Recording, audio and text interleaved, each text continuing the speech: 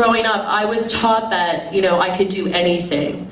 And I didn't know that sexism or any kind of women hating was ever, you know, in play, even though my dad was like a very traditional guy.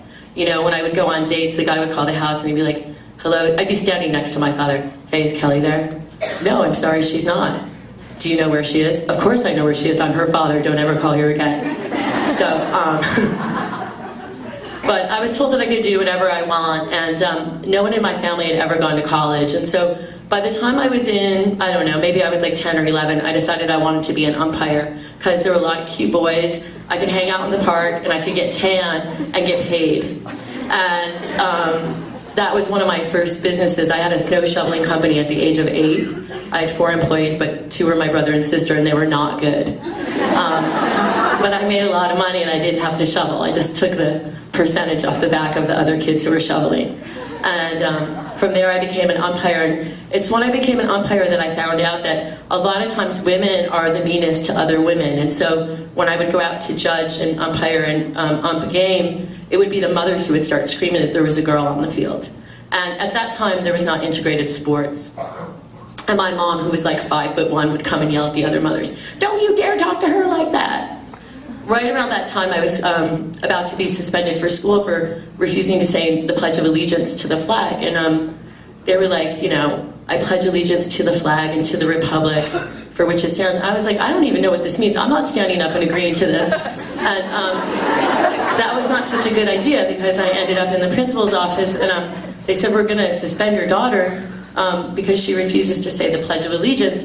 And I said, Mom, you know, I don't even know what this means, and I'm not down with it. I'm confused, and if somebody can explain what this means, then I'll say it, but I don't really know what it means. And my mother goes, I will take you to the Supreme Court if you do not let my daughter go to school. And I was like, not bad for someone who graduated 12th grade. My threats really came from watching my mom, who was about 5 foot, 94 pounds, like, she would threaten like the McDonald's drive-through window. She would be like, we are not getting good service. It's like the McDonald's drive-through window. My mom would like attack them. So I learned a lot from watching my mom bust some moves. So by the time it was time for me to go to college, I decided I wanted to major in poetry and that I wanted to go to the University of Oahu. And that was squashed by my mom, who said, that's ridiculous. You are going to go and you are going to get a skill.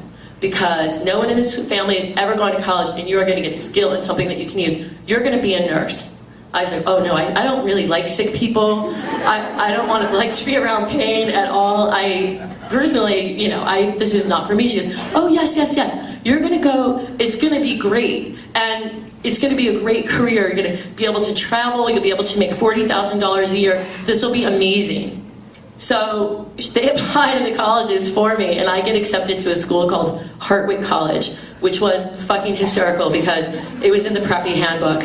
So at that time, I was really into The Clash and Adamant, and all the kids who went there were really rich and really waspy, and I had an asymmetrical Dorothy Hamill haircut with a long braid, and everybody at the school was named like, you know, I don't even know, like Buffy and Poppy and Pippa and Lulu, and I was wearing all black and already, and I was just like, I'm so fucked, I'm never gonna make it here. And my mother was so proud, you know, and she was crying and she couldn't believe it, and you know, I was the first person in our family to go to college, and you know, I ended up in the nursing school, which was full of like fat farm girls and like 3 instructors who hadn't had sex in like 50 years and probably were just like kicked out of the convent, so this is like the only job they could get. And they kind of singled me out from the beginning.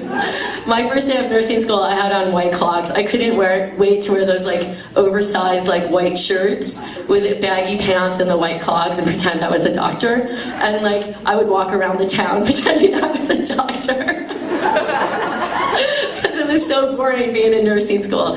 And when you first get to nursing school, they give you they give you somebody who's about to die, basically, because they have everything wrong with them. So they have like diabetes, they're blind, they have glaucoma, high blood pressure, bed sores, a catheter, a stoma bag, heart problems, COPD, and I don't know, maybe fluid on the brain. And you're supposed to stay up all night long and look up all the different diseases and how they relate to each other and make your treatment for the next day. So the first day I get to nursing school, I have this client or patient, I guess I like to call them clients because they're very similar to PR people, my clients now, and, joke. And so I went in, and the guy's name was Donald, and he was in the bed, and he had all these tubes, and he had a tube in his penis and a bag of I don't know what coming out of it, and I was just like, oh God, this is not for me. And he's like, oh. And I just grabbed the chart and I just started writing down. I'm like, well, his blood pressure is probably like 120/80. I don't want to get near this guy. He's going to kill me. And he started doing this thing called picking at air, which just so you know, if you see somebody who's really sick do that, it's kind of a sign that they're probably going to die. And I knew that because I'd gone to nursing school for about 3 weeks, and I was like, oh no. And I went out and I went to the nurse's station, and like, it smells like coffee. That's another sign that someone's going to die. It smells like coffee. And it smells like coffee, and he's picking at air.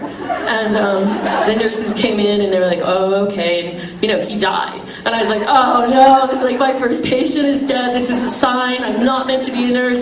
This is just really, really, really, really bad. And I went to a payphone and I called my mom and I started crying. And I said, listen, this is not for me, okay? My patient's dead. My first day, the guy is dead, Mom. And she's like, oh, well, that's just because you have to deal with sick people. That's part of being a nurse. Oh my God. She's like, you're going to stay in that school and you're going to get that degree. So I was like, oh God, I'm going to become a psychiatric nurse.